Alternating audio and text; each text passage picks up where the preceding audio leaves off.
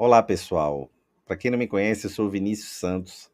Eu trabalho há mais de 10 anos na fiscalização da administração pública municipal, atualmente como auditor de controle externo do TCM de Goiás. E a ideia com esse canal é a gente abordar assuntos da administração pública de forma prática, sem a gente ficar apegado a discussões jurídicas, doutrinárias ou jurisprudenciais. Queremos resolver os problemas atuais da gestão e discuti-los. Pessoal, para você ter acesso ao material de apoio do assunto de hoje, no decorrer do vídeo eu vou falar uma palavra na qual você vai entrar no link que eu vou deixar aqui na descrição. Você informando essa palavra, uma automatização vai disparar para você e te encaminhar em PDF o material de apoio dessa aula, tá bom? Então, pessoal, indo agora direto ao ponto, esse final de mandato, aqui nós estamos conversando sobre o mandato municipal, né, que agora teve as eleições recentemente,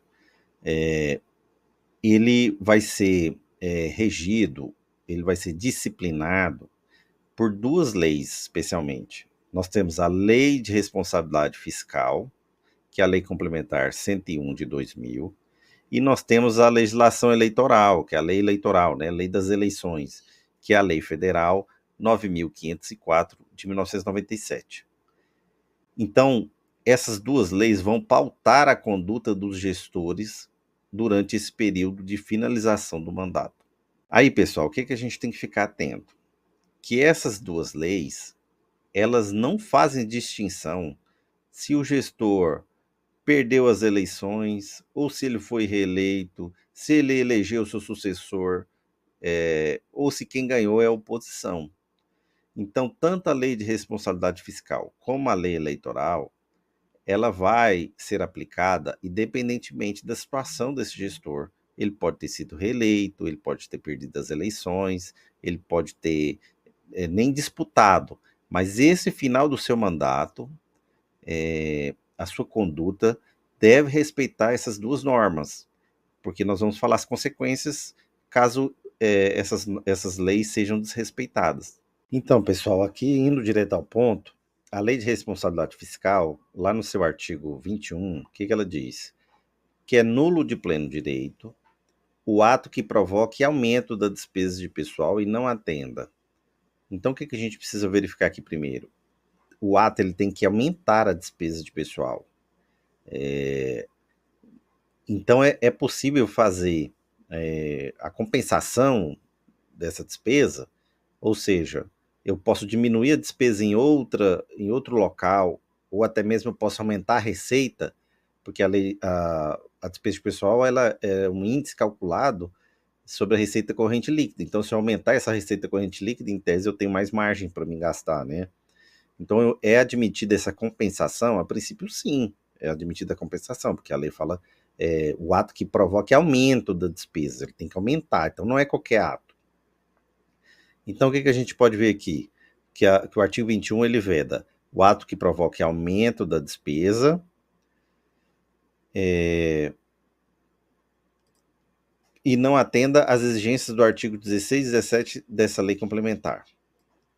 Vamos lá no artigo 16 e 17. O 16 é criação, expansão, aperfeiçoamento da ação governamental, que acarrete aumento da despesa. Ele tem que ser acompanhado da estimativa do impacto orçamentário. Então, é aquele cálculo que tem que ser feito de como que vai impactar isso nas finanças públicas. Então, o ato é nulo se não tiver esse cálculo. E não obedecer ao limite legal de comprometimento aplicado às despesas de pessoal inativo. Beleza, passamos ao inciso 1 do artigo 21. Agora, a próxima vedação. É nulo de pleno direito o ato que resulte em aumento da despesa com o pessoal nos últimos 180 dias anteriores ao mandato do titular de poder ou órgão referido no artigo 20. Vamos lá no artigo 20. Tem lá o rol de todos os órgãos. Tá vendo? Esfera federal, estadual e municipal, executivo, legislativo, os órgãos autônomos, tem tudo aqui. Então, o ato que aumenta essa despesa nos últimos 180 dias do final do mandato é nulo, ou seja, ele não tem validade, nulo, ele não tem validade desde que ele foi emitido esse ato, né? Então, o que a gente pode observar? 180 dias no final do mandato, 6 meses, né, mais ou menos, e por titular de poder ou órgão. Então, essa vedação aplica-se ao poder legislativo também, né? Ela aplica-se ao poder executivo e ao poder legislativo. Ok, vamos no inciso segundo. Inciso terceiro. O ato que resulte aumento da despesa pessoal que preveja parcelas a serem implementadas em períodos posteriores ao final do mandato do titular de poder ou órgão referido no artigo 20. Então, nos últimos 180 dias do mandato, independentemente se foi reeleito ou não reeleito, você não pode criar ato que aumente despesa de pessoal, que preveja parcelas para o próximo mandato. A lei aqui não faz distinção se você foi eleito ou não reeleito. Você não pode, até o mandato acabar, você não pode criar nenhum tipo de despesa para ser executada para o próximo, despesa de pessoal, a gente está conversando aqui, né? De forma mais simples. Ok, passamos pelo inciso terceiro. Vamos lá no inciso quarto. A aprovação, a edição ou a sanção. Então aqui, vamos pensar no processo legislativo. Está proibido tudo. Tanto aprovar, como editar, como sancionar. Por chefe do Poder Executivo, por presidente e demais membros da mesa ou órgão decisório equivalente do Poder Legislativo. Então aqui incluiu o Poder Legislativo e os seus órgãos decisórios, chamando eles para responsabilidade, né? Agora é uma responsabilidade de todos. Por presidente de tribunal de poder judiciário, chefe do Ministério Público da União, dos estados. Então está proibida a aprovação, edição e a sanção por essas pessoas de quê? De norma legal contendo plano de alteração, reajuste, reestruturação de carreiras do setor público, que aumente a despesa. Então, eu não posso alterar, reajustar ou reestruturar nada no setor público que acarrete aumento da despesa de pessoal. Ou a edição de ato por esses agentes para nomeação de aprovados em concurso público. Então, também não posso editar ato por esses agentes, né, aqueles que a gente conversou, chefe de poder, executivo, legislativo, para nomeação de aprovados em concurso público, quando? Aí a gente vai lá, resultar em aumento da despesa de pessoal nos últimos 180 dias do mandato do titular do Poder Executivo, ou resultar em aumento da despesa de pessoal que preveja parcelas a serem implementadas em períodos posteriores ao final do mandato do titular do Poder Executivo. Então, nenhum desses órgãos pode fazer qualquer tipo de aumento ou nomeação de aprovados de concurso público se aumentar a despesa de pessoal nos últimos 180 dias no final do mandato do chefe do Poder Executivo. Ou ele resultar em aumento da despesa de pessoal que preveja parcelas para o próximo mandato, tendo você sido reeleito ou não. Então, nos últimos 180 dias do mandato, você não pode fazer nada que aumente a despesa pessoal, isso em suma, tendo você sido reeleito ou não.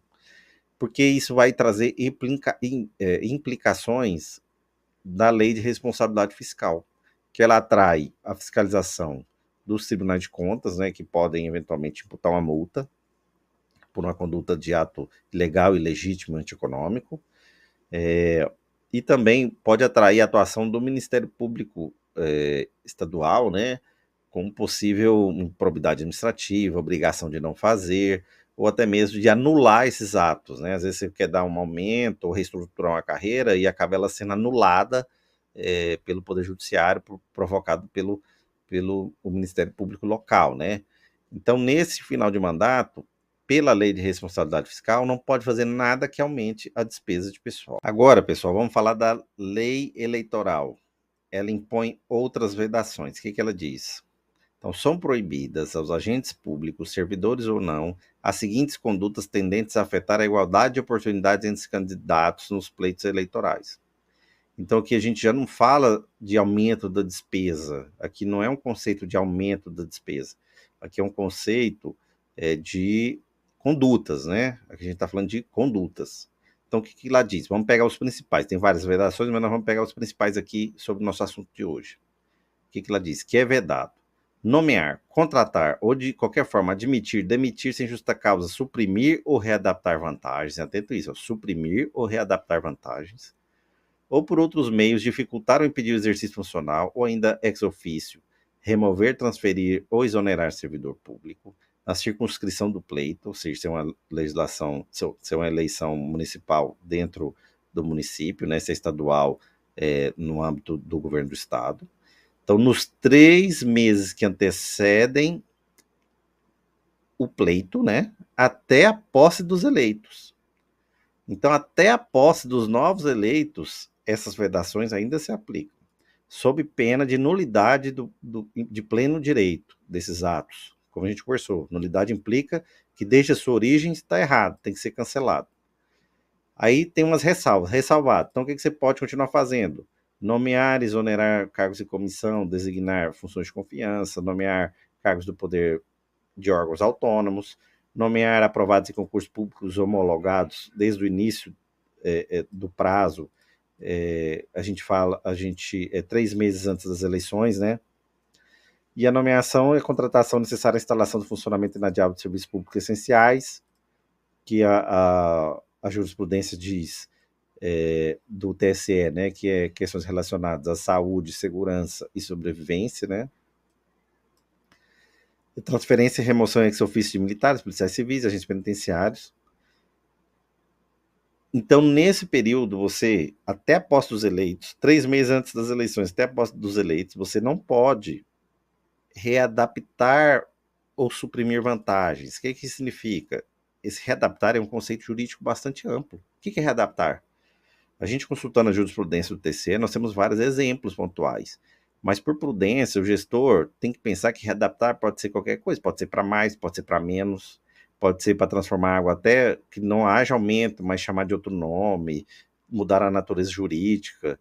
Então, você tem que ter muita prudência. O ideal é que você não mexa nisso, porque pode haver consequências de cunho eleitoral, pode haver multa, cassação de mandato, uma série de questões que eu não vou entrar, né, dessas gradações, mas que você pode ser processado e ter que enfrentar uma ação aí por uma questão que poderia ser evitada, né? Então, suprimir e readaptar vantagens não é possível. E nem nomear aprovados em concurso público desde que ele tenha sido homologado 3 meses antes das eleições. Então, aqui está falando de reeleição, fui reeleito, então isso não se aplica a mim, não fala nada disso. Então, se você foi reeleito ou não reeleito, essas vedações continuam em vigência. Você não pode correr o risco de ser processado por uma bobeira, né? Se continua em vigência, aguarda mais um pouco. Se for reeleito, ano que vem você consegue terminar o que você começou a fazer, né? Não é esse o momento de fazer. Ou perder as eleições, vai retaliar as pessoas, exonerar em massa, tá, tudo aqui você tem que ter muito cuidado. Aqui tem uma série de vedações que você tem que observar. E lá também diz, que é vedado fazer na circunscrição do pleito revisão geral da remuneração dos servidores públicos que exceda a recomposição da perda do seu poder aquisitivo ao longo da eleição, a partir do prazo estabelecido no artigo 7º, que vai dar ali, se não me engano, abril, né, mais ou menos, até a posse dos eleitos.